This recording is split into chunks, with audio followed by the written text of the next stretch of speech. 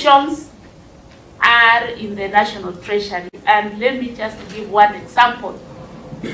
When I was doing the budget for Consolidated Fund Services, this is where my salary is paid from. I found out that my salary was budgeted at 3 times what I'm paid. Wow. I am the only state officer in my institution. So there's nothing like confusion there. I'm all alone. So I asked them, why is the budget showing 3 times what my annual salary is? And it was like that for all the state officers.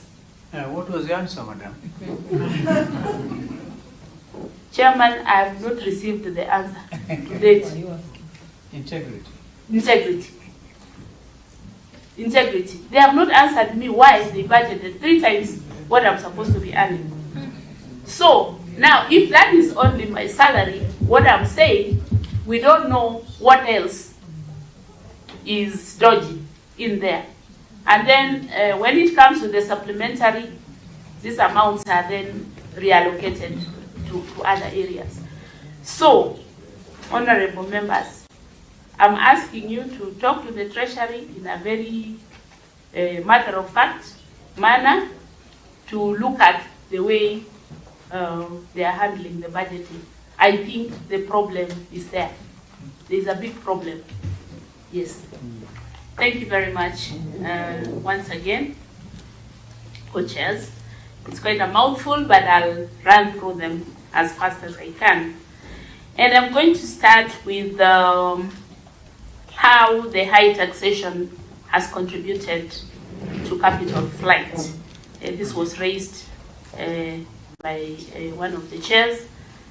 And indeed, we have seen high taxation leading to high prices, and therefore leading to inflation. So sometimes we do not link the high taxation to the high prices and therefore to the capital flight.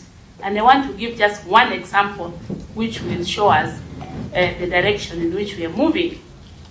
Park fees. This morning, in one of the groups that I am in, I saw the ladies saying, why would I pay $200 to enter the park when I can see the same animals from the Tanzanian side by paying very little? So this is just an example. But some of those things we are doing have a ripple effect. So they affect us in more than one way, and I know my colleagues here will be weighing in on that. Now, in terms of integrity, how can we raise integrity? We must do a root cause analysis. We must say, where did it start raining on us? But let me again just give 2 examples that are making us move into those areas of loss of integrity.